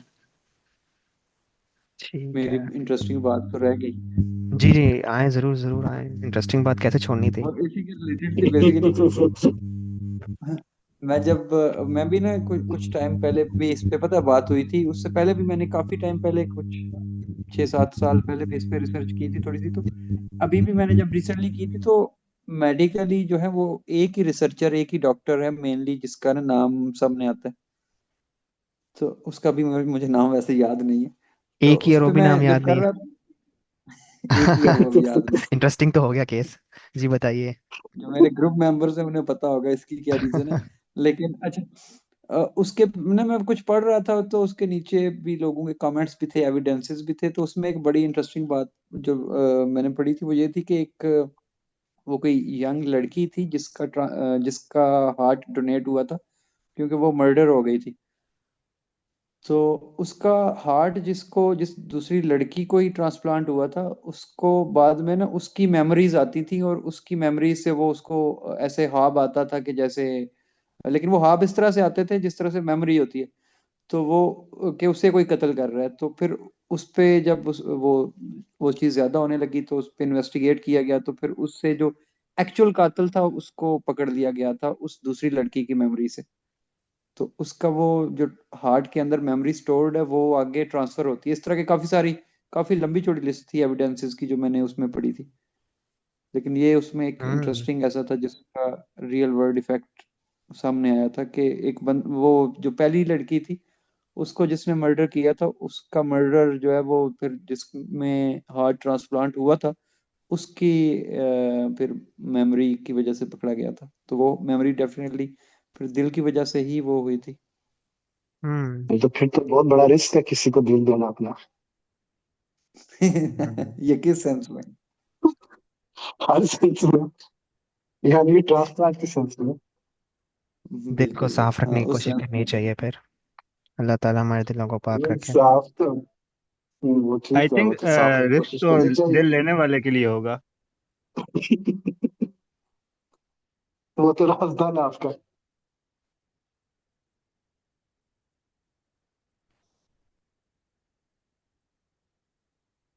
ठीक है, चलें, इंटरेस्टिंग तो थे ये। चलें। किसी ने कुछ और ऐड करने कोई क्वेश्चन है किसी का तो बताएं, नहीं तो हम क्लोजिंग की तरफ जाते हैं। जो बाकी टीएल्स पार्टिसिपेंट्स हैं, हाँ उनसे भी मुखातिब हूँ। अच्छा, वैसे हमें ये पढ़ाया भी गया है कि लाइक डाइजेस्टिव सिस्टम के पास भी अपने न्यूरॉन्स हैं, और डाइजेस्टिव सिस्टम जो है वो हमारी थिंकिंग प्रोसेस के ऊपर सर्टेन इफेक्ट उसका भी होता है। ठीक है, और ये कि डाइजेस्टिव सिस्टम के अंदर बैक्टीरियाज जो रहते हैं ना, वो भी सर्टेन कंपाउंड्स हैं वो रिलीज करते हैं, वो भी हमारे ऊपर अपना असर जो है वो डालते हैं। तो ये भी काफ़ी इंटरेस्टिंग चीज़ है जिसके ऊपर तहकीक हो सकती है। क्या ख्याल है? बहुत अच्छा पॉइंट दिया आपने अहमद। और मैं इसमें सिर्फ ये ऐड करना चाहूंगी कि ये सब सदर का ही तो पार्ट है। आपका हार्ट, आपका डाइजेस्टिव सिस्टम, ये सब आपके सदर में आता है। तो अल्लाह ताला की कुरान की बात प्रूफ हो जाती है ना, कि सदर जो है वो थिंक भी करता है, वो रीजन भी करता है, वो आपको मजबूर भी करता है इमोशनली कोई डिसीजन लेने के ऊपर। तो ये सब कुछ अच्छा, सदर मेरा के। ख्याल है कि इसको अगर अपना सदर में शामिल करना पड़ेगा तो तावील करनी पड़ेगी, क्योंकि जो डाइजेस्टिव सिस्टम है वो ज़रा चेस्ट से नीचे होता है। डाइजेस्ट मतलब चेस्ट के अंदर सिर्फ जो है ना वो नाली होती है, एसोफेगस। बाकी सारा जो है वो चेस्ट से जी, नीचे इसको होता सदर जाता ही है। कहते हैं। सदर के मीनिंग में जब आप दूसरे उलमा को सुने या देखें या उनको पढ़ें, तो आपको पता लगेगा कि वो सदर में पूरा आपका जो ये टॉर्सो है इसको इंक्लूड करते हैं, फुल टॉर्सो। अच्छा, सही सही, हम्म। मुझे नहीं पता था पहले। हाँ, हाँ, वैसे ये बिल्कुल आज की रोशन हदीस अपना में सर। भी तो मिलता है, हदीस में मिलता है, कहा मुझे भी एग्जैक्ट याद है, लेकिन मेरा आज का ही था जब शक सदर हुआ था, तो नबी करीम सल्लल्लाहु अलैहि वसल्लम ने बताया था कि यहाँ से यहाँ तक किया, सीना जी। चाक किया था। तो वो लेंथ भी बताई थी, पर मुझे वो जी, एग्जैक्ट अभी याद नहीं आ रहा, बट इतना मुझे याद जरूर आ रहा है। नाफ तक। जी। तो ये तो पूरा पार्ट जो है वो उसमें आता है, बिल्कुल ऐसे ही। अच्छा, वैसे हमारा दीन जो हमें अपनी डाइटरी हैबिट्स भी अपना रेगुलेट करने का काफ़ी अहकामात हैं, और काफ़ी डिटेल से हर चीज़ जो है वो बताई गई है कि मतलब खाना जो इत्तेदाल के साथ खाया जाए, फिर ये है कि हलाल क्या है हराम क्या है, इसका तयन भी अपना होता है। तो ये बिल्कुल। सब कुछ है ना, ये लाइक एक तरह का ताल्लुक जो है बन रहा है, लाइक जो है ना वो जीआईटी के अपनी जो है ना वो न्यूरॉन्स होना, और उसके अपने जो है सॉर्ट ऑफ केमिकल्स रिलीज करना, और बाकी अपनी बॉडी पे इफेक्ट करना, ठीक, फिर हमारे दीन का हमें बताना कि क्या जो है ना वो खाना चाहिए क्या नहीं और कितना। तो ये काफ़ी इंटरेस्टिंग चीज़ है, इस पे जो है ना वो थोड़ा पढ़ना चाहिए। हाँ बिल्कुल। बिल्कुल, और मैं करना थोड़ा सा चाहिए। ये भी बताना चाहूंगी कि अभी किसी भाई ने सवाल किया था ना कि किस तरह से डोनेट करते हैं हार्ट, या उसका क्या है। तो उसका एक तरीका तो ये होता है, जिस तरह वेस्टर्न कंट्रीज में होता है कि वहां पर उन जो आपका हेल्थ कार्ड होता है उसके ऊपर मेंशन होता है कि ये बंदा डोनर है, ये अपना क्या क्या डोनेट करना चाहता है। तो आप अपने हेल्थ कार्ड के ऊपर जो है वो मेंशन कर देते हैं। जिस वक्त भी आपकी जिन सर्कमस्टेंसेज में भी आपकी डेथ होती है, आपके वो ऑर्गन्स जो हैं उनको फिर फौरी तौर पर स्टोर किया जाता है, और आपको दफनाने से पहले और फिर जो है दफनाया जाता है और उनको यूज किया जाता है। तो डोनर की अपनी मर्जी होती है। और in most of the cases ऐसे एक्सीडेंटल लोग जिनकी जो है जिनकी कोई शनाख्त नहीं हो पाती, या जिनको कोई क्लेम नहीं करता जिनकी डेड बॉडी, उनके भी यूज किए जाते हैं। उनके ऑर्गन्स जो हैं वो ट्रांसप्लांट के लिए और इसके लिए यूज किए जाते हैं। और हर ऑर्गन का एक टाइम पीरियड है, उसका मूल्य डबल करेंगे कि हर ऑर्गन का, आंखें आपकी इतनी देर तक काम करती हैं मरने के बाद, दिल आपका इतनी देर तक एक्टिव रहता है, आपका हर चीज जो जो ट्रांसप्लांट हो सकती है वो इतनी इतनी देर तक रहती है, उसके बीच में आप ट्रांसप्लांट कर लेते हैं। फिर दूसरी चीज उन्होंने सवाल की थी कि उनकी अगर वो बुरा आदमी है और वो अच्छे आदमी में चला गया, तो उसके लिए एक चीज तो ये सही है, और ये मैंने भी काफी रिसर्चेस देखी हैं, मूवीज भी बनी है इसके ऊपर, कि एक बंदे का हार्ट जब दूसरे में ट्रांसप्लांट हुआ तो उसको उसकी कुछ थॉट्स, उसके ख्वाब, उसकी ऐसी चीजें आई। वो वाली चीज भी सही है, लेकिन अगेन बात यह है कि आपने अपने नफ्स के अंदर किस चीज को ज्यादा ताकत दी हुई है। अगर आपका अपना नफ्स बुराई की तरफ ज्यादा एक्टिव है और आपने उसको ज्यादा पावर दी हुई है, तो वो हार्ट जो है वो उसको अडॉप्ट कर लेगा, and then you will go further उस बदी की तरफ। लेकिन अगर आपका अपना नफ्स अच्छाई की तरफ ज्यादा है, और जो दिल आपके पास आया है वो बुराई की तरफ था, तो आहिस्ता आहिस्ता आपका नफ्स उसके ऊपर टेक ओवर करेगा, लाजमी करेगा, क्योंकि आप उसको फीड कर रहे हैं। Now you are the one feeding it. जब आप उसको सही और अच्छी चीज फीड करेंगे, तो वो आपको रिटर्न में अच्छा देगा, चाहे वो किसी बुरे उसकी तरफ से आए, क्योंकि अगेन इट्स एन ऑर्गन। वो ठीक है, उसकी अपनी मेमोरी है, लेकिन वो कंट्रोल में आपके आएगा। तो जो कंट्रोल करेगा, वो उसी के एट्रीब्यूट्स जो है वो उसके ऊपर ज्यादा नुमाया नजर आएंगे। आई थिंक इसका ये जवाब था। हम्म। Very well interesting. ठीक है जी, इसी तरह आपका हैंड रेज है। अस्सलाम वालेकुम। वालेकुम अस्सलाम। सॉरी, मेरा इंटरनेट बहुत ज़्यादा ग्लिच कर रहा था, मेरी लाइट ये भी आई है, तो मैं लाइट हर डाटा पे जगह पे मुश्किल क्वेश्चन है। नहीं कर सकती थी। हम्म। नहीं, वो अब आ गई है तो मुझे क्वेश्चन करने का मौका मिल गया। मेरा क्वेश्चन ये था कि जितनी साइंस ने अभी तक हार्ट की स्टडीज की हैं, उसके मुताबिक जो भी स्टडीज अभी तक हुई हैं, वो सारी स्टडीज इन विट्रो जो है ना, वो जो भी चीज इस्तेमाल करते हैं, वो ह्यूमन हार्ट नहीं होता, या वो रैट का होता है, या वो किसी और एनिमल का होता है। इसी तरह वो जो हॉर्मोन्स और जिन चीज़ों पे, जिन फैक्टर्स पे और जिन स्टडीज के ऊपर बेस किया हुआ है, वो ह्यूमन हार्ट नहीं है। वो सारे के सारी स्टडीज वो किसी न किसी इसी तरह के एनिमल हार्ट्स के ऊपर हुई हुई हैं, और वो जो जो फैक्टर्स उन्होंने निकाल के जिस जिस चीज़ पे अपनी स्टडीज बेस की हुई हैं, वो भी ह्यूमन हार्ट नहीं है।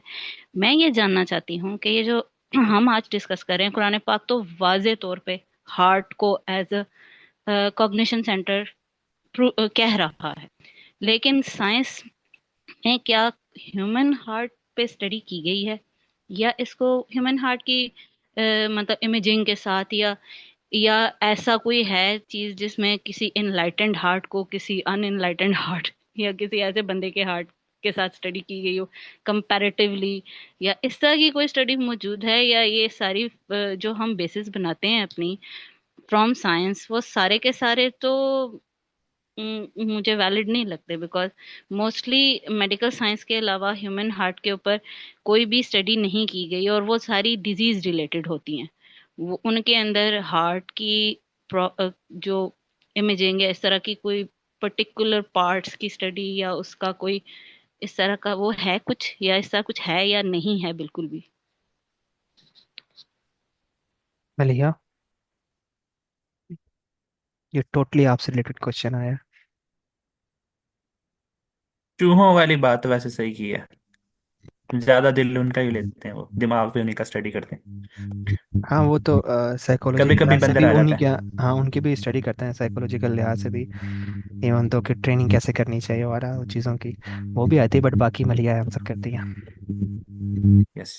नहीं, बाकी ये चीज है कि मतलब स्टडी जहाँ तक है वो तो वो सही कह रहे हैं बिल्कुल। एनिमल्स राइस वो माइस रैट्स इन पर हो रही होती है उनके हार्ट पे इस तरह करके। तो ये काफी बड़ा like this is a good question. Secondly ये चीज है कि हम हर वक्त पिछली रिसर्च पर ही रिलाई करते रहेंगे या फिर हम अपने भी स्टार्ट करें। We should you know we should start on the research। जो चीजें मिसिंग है we have to do it as well। तो जहां तक मुझे लगता है साइंस ने काफी रिलेट करने की कोशिश की होती है जब वो किसी भी एनिमल को या उसके हार्ट को सेलेक्ट करते हैं फॉर ऑब्जर्वेशन और स्टडी। तो वो रिलेट कर रहे होते हैं कि ह्यूमन के कौन सी चीजों से सिमिलर है और फिर उसके बाद वो स्टडी कर रहे होते हैं। तो लेकिन मैं देखूंगी कि उन्होंने किस तरह से रिलेट किया हुआ। तो वो एक चीज है क्वेश्चन इवन आई हैव। अच्छा, लेकिन वेस्टर्न कंट्रीज में अगेन होती है रियल ह्यूमन हार्ट पे, और रियल ह्यूमन ब्रेन्स के ऊपर भी होती है। एक प्रोग्राम यहाँ पर आता है, डायरी ऑफ अ सीईओ। अगर किसी ने देखा हो, ऑनलाइन भी होता है, और उसमें बहुत जबरदस्त जो है वो एंकर पर्सन जो है वो बैठ के बहुत ही मशहूर लोगों को बुलाता है जो अपनी फील्ड के बड़े माहिर हैं, और उनसे क्वेश्चन करता है। और उसमें उसने ऐसे साइंटिस्ट को बुलाया है जो अपने साथ बकायदा रियल ह्यूमन ब्रेन लेकर आए थे, जो कि रियल स्टडी कर रहे हैं कॉन्स्टेंटली इस फील्ड में और आगे भी चल रहे हैं। तो डिपेंडिंग ऑन आप किस जो है उसको बिलोंग करते हैं, ऐसे इदारे हैं जहाँ पर research on the literal on the real human organs भी होती है। और सिर्फ चूहों पे और उनके ऊपर तो ये तो एक आम बात है, तो हर जगह क्योंकि वो इतने रेडिली अवेलेबल होते हैं तो वो तो आपको मिलते ही हैं, उन पे ऊपर तो आप करते ही हैं। लेकिन ऐसे इदारे भी मौजूद हैं जो कि इसको फंड करते हैं और बकायदा उनके ऊपर रिसर्च भी होती है। कम से कम यहाँ पर है, ऐसे यूनिवर्सिटीज में भी होता है। आई नो देम पर्सनली, मेरे अपने जानने वाले ऐसे scientist, so that's why I am saying. अच्छा, कि वैसे टू जो शिप सवाल था, सवाल मेरा मैं ख्याल है कि वो जिंदा के बारे में हो रहा था, तो अच्छा। एग्जैक्टली जी जी जी, जिंदा के बारे में जी, जिंदा के ऊपर भी होती है। जो साइकोलॉजिस्ट, जो साइंटिस्ट, जो साइकोलॉजिस्ट, साइकियाट्रिस्ट हैं, वो बकायदा उनके टेस्ट स्टडी सब्जेक्ट्स हैं, उनके बकायदा पूरे पूरे इदारे हैं जहाँ पर वो किसी खास, फॉर एग्जांपल आप ऑटिज्म को ले लें, ऑटिज्म या ये सब आपकी न्यूरोलॉजिकल डिसऑर्डर्स हैं, तो इनके इनके लिए जो है बकायदा स्टडी सेंटर्स हैं। वहां पर बच्चों को शुरू से वो बकायदा वहां पे डॉक्टर्स, नर्सेस सब लोग होते हैं, और वो पूरा स्कूल है। बच्चों को ऐसा लगता है कि वो अपने स्कूल जा रहे हैं, वो अपना सारा कुछ स्टडी कर रहे हैं, अपनी नॉर्मल रूटीन है। लेकिन असल में उनको डॉक्टर्स स्टडी भी कर रहे होते हैं, उनकी साथ साथ जो है उनके पेरेंट्स को ट्रेन कर रहे होते हैं, उनकी दवाइयां भी वहां पर एडजस्ट हो रही होती हैं, उनके प्रोसीजर्स भी वहां पर हो रहे होते हैं। तो एक बहुत बड़ा तरीका सिर्फ यही नहीं है कि आप काट के एक जिंदा इंसान को उसका हार्ट अंदर से देखना शुरू करें। ऑब्जर्वेशन भी होती है, उसके और भी बहुत सारे मेथड्स होते हैं स्टडी करने के, और वो बहुत यहाँ मेरे पास यहाँ पर तो रेडिली अवेलेबल है, और मैं देखती हूँ रोज और होता है। पाकिस्तान में कमी है इस चीज़ की, लेकिन ऐसा बहुत होता है। बिहेवियरल स्टडीज भी बहुत होती हैं और बाकायदा ऑर्गन्स के ऊपर लाइव लोगों की स्टडीज भी बहुत होती हैं, और जो डेथ के बाद है वो तो होती ही है, वो तो कोई बड़ी बात ही नहीं है। जी, मैंने भी ब्रेन के बारे में तो काफी सारी पढ़ी हैं, हार्ट के बारे में बहुत कम पढ़ी हैं। क्या हार्ट को इमेज किया गया है? मतलब जिस तरह हम सदर की बात करते हैं कि वो सीट है, तो क्या उस इस तरह कोई इमेजिंग ली गई है कि ये कोई पार्ट ऑफ द हार्ट है या होल हार्ट है या? Good question. तो क्या कहते हैं, ये इंशाल्लाह आप खुद भी रिसर्च करें and discover that, because even I'm in the midst of this research, so then we'll come to the conclusion, inshallah. Yes, of course. Question में जो मजे का पार्ट था वो लाइटेंड और अनलाइटेंड हार्ट वाला पार्ट था, जो मुझे मजे का लगा। तो ये वो एक बड़ी ऑफ यूनिक कोर्स मैं बात वो थी। चाह रही थी कि कोई किसी ने अगर की है इस तरह की इमेजिंग, तो वो मतलब शेयर हो के, क्या पता किसी ने की हो, वाकई की हो कि किसी ऐसे हार्ट को जो कि कुरान पाक के साथ लिंक्ड है और बहुत मतलब इस तरह है, और ऐसा बंदा जो बिल्कुल ही लिंक नहीं है, तो उसके हार्ट को इमेज करके देखा गया हो कि क्या उसके अंदर डिफरेंस क्या है, व्हाट इज द सिमरा, इमेज। यहाँ से वो बात याद आ गई ना, साहिल दीन याद आ गए फिर से कि ताकत पकड़ो। जी, ताकत मुझे मैन अभी के लिए तक पता उनका नहीं करेंगे। अभी तक मुझे वो सेरोटोनिन और हार्ट का लिंक नहीं पता चला। ऑक्सीटोसिन है, एएनपी है, पर सेरोटोनिन किधर से है नहीं पता चला मुझे अभी तक। वही तो सेरोटोनिन आएंगे का लिंक ताकत पे है। तो अभी तक तो हम उनकी रिसर्चेस पे ही कर रहे हैं रिलाय, तो उन्होंने कहाँ करना है लाइटेंड और अनलाइटेंड हार्ट, कहाँ से निकालेंगे उन्हें, तो ये कॉन्सेप्ट्स पे रिसर्च की नहीं उन्होंने। वो तो अच्छा, अस्सलाम चलें वालेकुम। अल्लाह ताला चलें अल्लाह ताला हमारे डॉक्टर्स को इस बात की तौफीक दे कि वो करें, इस बात के मेडिकल फील्ड वाले लोग। अच्छा, मेरा एक क्वेश्चन है इस हवाले से ही। वो ये है कि जैसे हार्ट की बात हो रही है, तो आई डोंट नो अभी तक हार्ट के आर्टिफिशियल हार्ट के हवाले से जो हार्ट ट्रांसप्लांट होता है उस हवाले से बात हुई है, तो उसके हवाले से भी मुझे थोड़ा सा गाइड कीजिए कि क्या उसके अंदर कैसे कोग्निटिव जो है वो थिंकिंग होती है और क्या सीन होता है। तो ये मेरा क्वेश्चन है, काइंडली।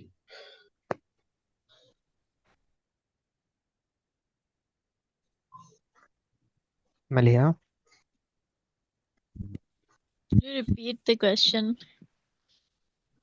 सो द क्वेश्चन इसके जो आर्टिफिशियल हार्ट ट्रांसप्लांट होता है तो उसको किस तनाजुर में देखा जाता है अगर कॉग्निटिव थिंकिंग के हवाले से देखें। I didn't get it. If you can elaborate.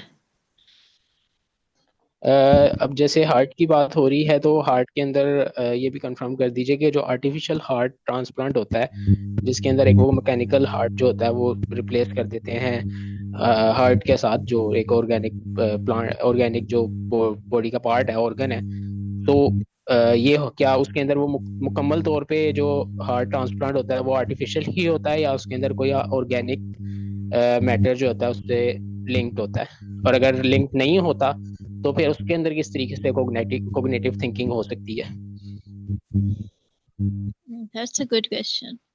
That's all I can say actually. Um, तो मैं भी खुद एक्सप्लोर कर रही हूँ. I don't really know the link regarding the current जो ये ट्रांसप्लांट होता है उसका लिंक कॉग्निशन से किस तरह से फिर वो होगा, तो वो तो मुझे भी देखना पड़ेगा. Yeah, keep writing your questions and इसमें inshallah. फैजान वो सॉरी,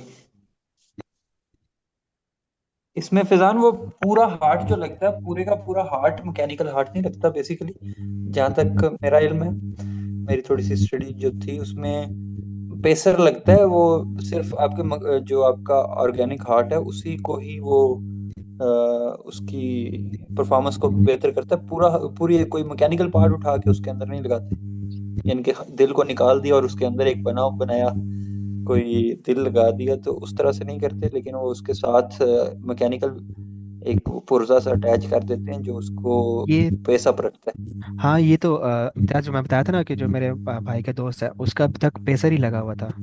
और उस पे हाँ वही काफ़ी वो पेसर बहुत ही लगा। एक्सपेंसिव होते हैं, वो उस पे उसी पे ही मतलब सरवाइव करते चल रहे थे। लेकिन अब उनकी कंडीशन इतनी बुरी हो गई है कि वो पेसर भी वर्क नहीं कर रहा। तो डॉक्टर ने जवाब दी और डॉक्टर ने कहा अब सिर्फ एक ही ऑप्शन है, वो है हार्ट ट्रांसप्लांट का बस।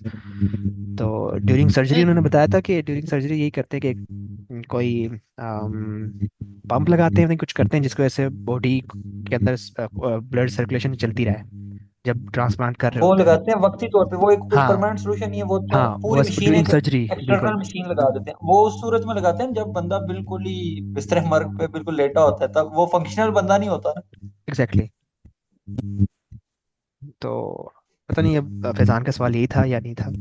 अच्छा, बट इसमें जी यही मेरा सवाल था। बस इसमें एक चीज़ ऐड करनी थी। जैसे आप कह रहे हैं कि जब वो यानी कि जब हार्ट ट्रांसप्लांट होने वाला होता है उससे बीच में जो है, जब विद इन जब ट्रांसप्लांट अभी नहीं किया होता, ट्रांसप्लांट जो ओरिजिनल ऑर्गेनिक हार्ट को ट्रांसप्लांट नहीं किया होता, उसके बीच में फॉर द टाइम बीइंग जो है उसके साथ एक पंप को वो अटैच करते हैं जिसके ज़रिए से जो ब्लड होती है उसकी सर्कुलेशन होती है। यही आप कह रहे हैं ना जान? जी जी, मुझे उन्होंने ये बताया था, मेरी जो बात है ना भाई के दोस्त से भाई बताया था, उन्होंने ऐसे ही सर्जरी करनी है आगे ना, इंडिया में जब जाना है उन्होंने तो इस तरह प्रोसेस होगा। मतलब लिमिटेड ही बताया था, डिटेल ज़्यादा तो नहीं किया। तो उन्होंने कहा इस तरह ड्यूरिंग सर्जरी होती है। अब और क्या जी डिटेल होंगे, चलिए। टेक्निकलिटी होंगी, वो तो अब डॉक्टर्स आए और सर्जन ही जाने।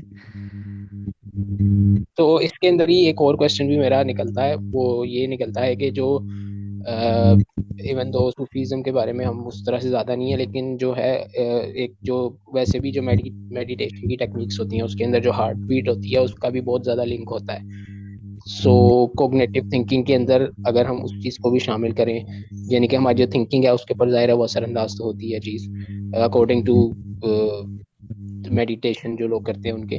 तो जो हार्ट बीट होती है अगर वो पेसर के ज़रिए से हो रही होती है तो उसके ऊपर कोई इफेक्ट आता है कोग्निटिव थिंकिंग पे? और दूसरी चीज़ ये है कि जो वो जो अरसा होता है जिसके अंदर हार्ट ट्रांसप्लांट के बीच में जो एक पंप अटैच किया जाता है बेसिकली, उस अरसे के अंदर कोई इफेक्ट नहीं होता, हमारी कोग्निटिव थिंकिंग में गैप नहीं आता?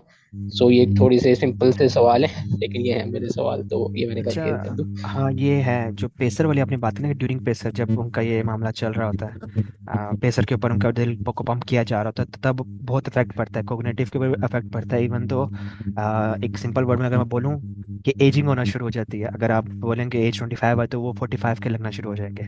स्किन इस तरह क्योंकि होने लगती है क्योंकि हर जगह पे ब्लड सर्कुलेशन ठीक से नहीं पहुंच रही होती, ऑक्सीजन नहीं पहुंच रही, आपकी डाइट्स नहीं पहुंच रही, हार्मोन्स नहीं सही से पहुंच रहे, हर चीज़ का प्रॉब्लम होना शुरू हो जाता है। तो उससे एजिंग भी शुरू होती है और फिर ये कॉग्निटिव का भी इशू होना शुरू हो जाता है, मेमोरी का, सोचने का, ये चीज़ें बहुत प्रॉब्लम करती हैं। बट ड्यूरिंग ऑपरेशन सर्जरी फिर तो वो तो मामला ही अलग है ना। तब तो बंदा ही एक इस कंडीशन में है कि उसका दिल है ही नहीं, अंदर पंप किया जा रहा है बस। वो एक अलग कंडीशन है, स्टेट है। बाकी मलिया। no, I think all has been said.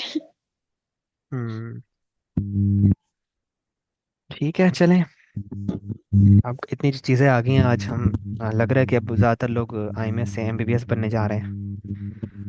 ठीक है चलें, अच्छी बात है माशाल्लाह अल्हम्दुलिल्लाह। इस तरह के जो क्वेश्चंस आए हैं हम वो रिसर्च करें और डिस्कस किया कि अपने ग्रुप के अंदर सेशन का फ़ायदा तो होता है अल्हम्दुलिल्लाह। अभी इसको एंड करते हैं, काफ़ी टाइम हो गया है। इंशाल्लाह नेक्स्ट सेशन में मिलेंगे। और वो कब है वो अनाउंस कर दिया जाएगा 2 से 3 दिन पहले, तो उसके ऊपर भी डिस्कशन भी की जाएगी। तो अभी के लिए जज़ाकल्लाह खैर। अस्सलाम वालेकुम वरहमतुल्लाहि वबरकातुहू।